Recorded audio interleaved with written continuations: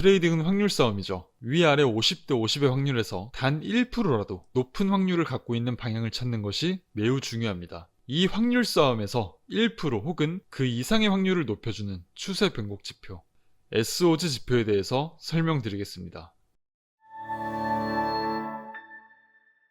반갑습니다. 솔트입니다. 오늘 다뤄볼 주제는 추세의 변곡 구간을 짚어내주는 SOG 지표에 대해서 알아보겠습니다. 지난 3년간 유튜브를 운영하면서 지표에 대해서 다루는 건 이번이 처음입니다. 한 달이 넘는 기간 동안 백테스팅을 여러 번 진행했고 지표에 대한 활용성과 가치가 높다고 판단했기 때문에 여러분들께 소개를 드리는 겁니다.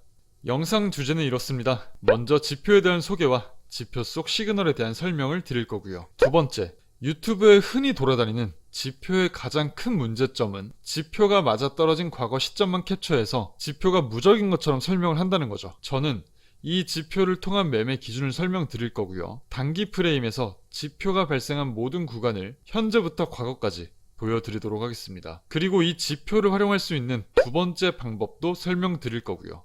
마지막으로 지표를 사용할 수 있는 방법은 고정 댓글에 남겨두겠습니다. 자, 그럼 지표에 대한 소개부터 보도록 할게요.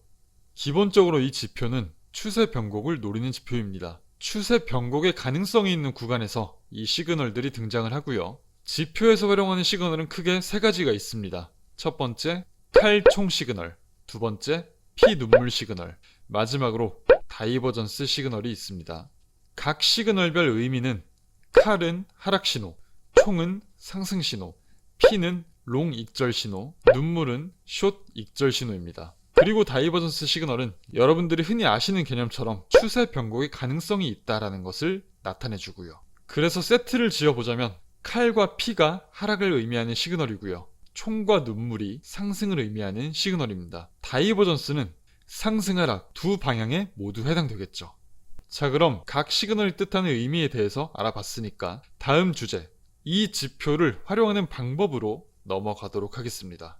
첫 번째, 이 지표를 활용하는 방법입니다. 먼저 다이버와 총칼, 피 눈물이 중첩되는 자리를 찾습니다. 이 구간을 보시면 다이버 지표와 눈물, 총 표시가 중첩이 되었죠. 무조건 3개의 시그널이 중첩되는 구간을 찾을 겁니다. 모든 시그널이 중첩되는 자리를 찾았다면 다음으로 추세 라인을 그어주도록 하겠습니다. 이 추세 라인을 그을 땐 정말 자연스럽게 만들어지는 추세 라인을 그어야 돼요. 억지로 그어진다면 굳이 억지로 추세 라인을 그을 필요는 없습니다. 이 구간에서는 추세 라인이 이렇게 자연스럽게 떨어지겠네요. 자, 다음 단계로 이 추세 라인을 넘겨주는 장대봉이 등장하길 기다립니다. 이후에 이 장대봉에 대한 0.5 되돌림을 기다리세요. 그럼 이 구간이 1차 진입 포인트입니다. 두 번째 포인트는 이 추세 라인을 리테스트 할 때 2차 진입 포인트가 되겠습니다. 자, 진입은 알아봤으니까 손절에 대해서 알아볼게요. 손절은 매우 간단합니다. 손절은 저점보다 살짝 아래 걸어두도록 합니다. 간단하죠? 그리고 다음으로 익절 포인트에 대해서 알아볼게요. 만약에 평단이 여기에 형성이 되어 있다면 손절은 이 저점보다 살짝 아래에 걸어주면 되겠죠. 익절 같은 경우에는 손절과 1대1 레벨이 되는 자리에서 1차 익절을 해줍니다. 2차 익절 같은 경우에는 손절과 1대2 비율이 되는 자리에서 익절을 해주면 되겠죠. 만약에 1차 익절을 했다면 포지션은 무조건 익절의 스탑을 걸어두도록 합니다. 간단하죠? 이 지표를 활용한 매매의 핵심 포인트를 알아보면 모든 시그널이 등장을 하고요. 이 시그널이 등장을 했다고 해서 바로 진입하지 않습니다. 무조건 하나의 추세의 지속 혹은 이탈 여부를 알려주는 이 추세 라인을 돌파했을 때 매매 포인트가 나온다는 것입니다. 이 점을 꼭 유념하셔야 돼요. 자, 그러면 매매 기준은 설명드렸으니까 과거 차트로 돌아가 볼게요. 여러 예시들을 보도록 하겠습니다. 첫 번째 구간이고요. 바로 어제 생성된 자리입니다. 여러 시그널들이 나왔고요. 눈물이 나왔죠. 다이버가 나왔죠. 총 지표가 나왔습니다. 3개의 시그널은 충족이 됐어요. 그러면 이후에 해야 되는 것은 추세 라인을 그어주는 거죠. 추세 라인을 이렇게 자연스럽게 그어줍니다. 그 다음 해야 될 일은 이 추세 라인을 돌파한 장대봉의 0.5 자리를 기다리는 거죠. 이 구간은 리테스트가 오지 않았습니다. 그러면 이 구간은 진입을 할 수 없는 거예요. 왜? 기준이 있는데 기준대로 내려오지 않았기 때문에. 다음 구간 볼게요.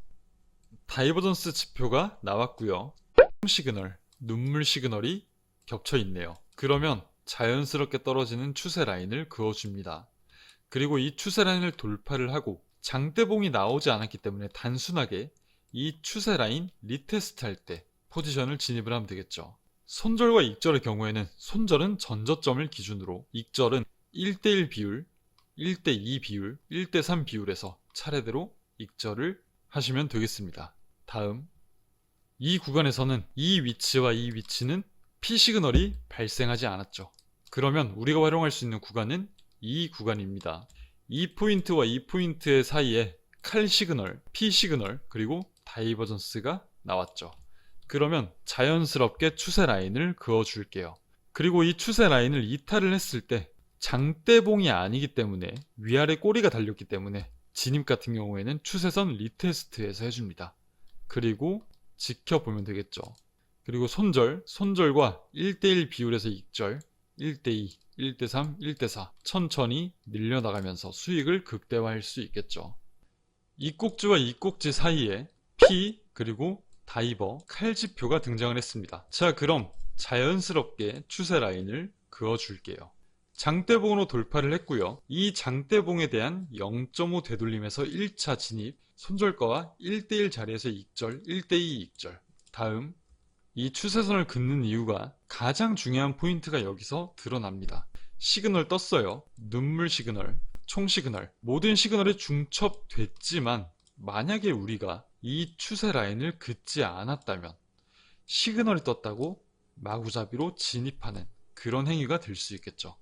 그러니까 이 추세 라인을 최소한 넘기는 것을 보고 매매를 하는 것이 굉장히 안전하겠다, 이렇게 판단을 할 수 있는 거죠. 이 구간 자체는 시그널이 등장을 했지만 추세 라인을 넘기지 않았기 때문에 애초에 진입을 할 수 있는 자리가 아니었다라고 볼 수 있습니다.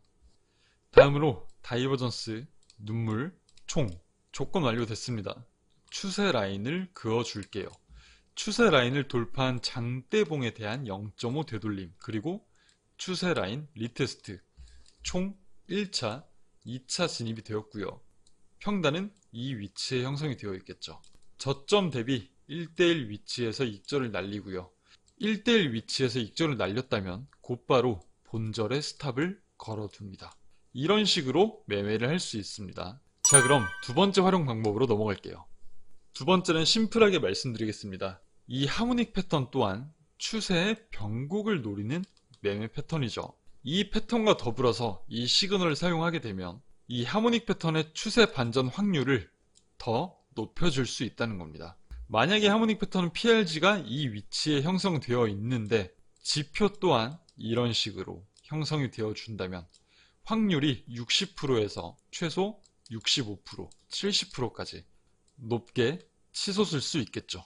그래서 하모닉 패턴을 활용하시는 분들 또한 이 지표를 활용하시면 이렇게 확률을 높이는 매매를 할 수 있다, 이렇게 볼 수 있겠습니다. 더불어 첫 번째 활용 방법을 여기다 적용을 해보면 이 추세 라인이 떨어지고요. 이 추세 라인을 돌파했을 때 0.5 추세선 리테스트에서 롱을 받았다면 이런 상승을 먹을 수 있는 자리가 되겠죠. 이렇게 지표 소개와 활용 방법에 대해서 알아봤고요. 마지막으로 여러분들께 드리고 싶은 말씀은 이 시장에 마법의 지표, 기적의 지표라는 건 없어요. 어떤 지표를 활용하든 여러 번 시행착오를 겪으면서 내 것으로 만들어야지 진정한 나만의 지표를 활용을 할 수 있고요.